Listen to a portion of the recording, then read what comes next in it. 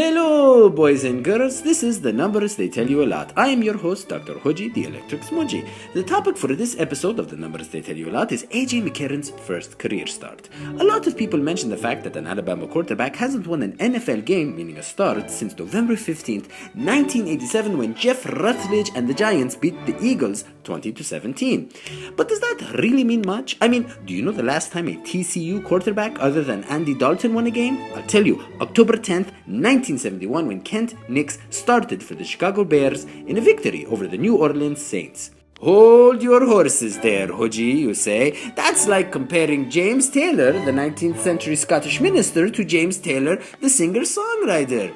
Alabama, you say, is 7th all-time in college football wins, while TCU is only 63rd. Alabama, you say, has 862 wins, 6th for Division 1A, while TCU has 616. Well, Nebraska, which actually ranks higher than Alabama in overall wins, I'm talking 879 wins as opposed to 862, hasn't had a QB win a game since about a month earlier than Rutledge, when, on October 4th, 1987, Bruce Matheson and the Seahawks beat the Dolphins. Yeah, sure, overall wins, you say, but Alabama has won 3 national championships since 2010. Well, let's take a look at those games, shall we? The last 2 were with McCarron at the helm. Think about that. He hasn't even gotten a real shot in the NFL yet.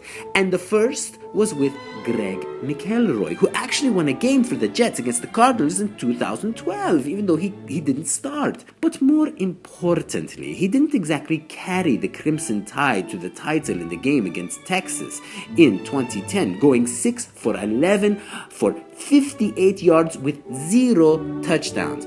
Yeah, and he wasn't really a big-time QB in college, never throwing for more than 20 touchdowns. McCarron, meanwhile, threw for 30 and 28 touchdowns in his last 2 years in Tuscaloosa. And he threw at least 28 passes and for over 200 yards in both championships, not to mention 4 touchdown passes in the championship game against Notre Dame in 2013. Oh, and he threw for 387 yards in the Sugar Bowl, his final game in college. In other words, he was a big reason his teams were successful and one of the best quarterbacks in Alabama's storied history. So, it's not really fair to compare him to McElroy. And you know what? What's all this talk of college football anyways, man? I just don't get it. I mean, look, Tom Brady was a backup QB at the University of Michigan. He struggled. He had to go to the team psychologist, but look at him now. Who cares how these guys did in college? We all know what really matters is mind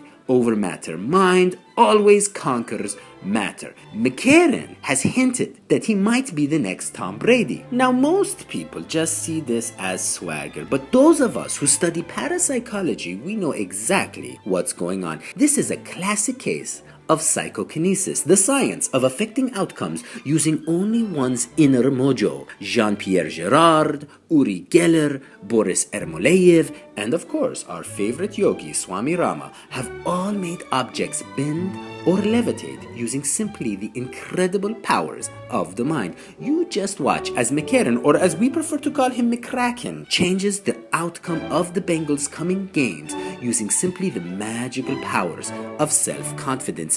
If you believe in him as much as I do, then remember to tweet using the hashtag letsgetcrackin. You supporting McCrackin? Say let's get crackin. So, will McCarron or McCrackin change the narrative about Alabama quarterbacks? Look, I don't know. I can't say for sure. But what I do know is the numbers, they tell you a lot.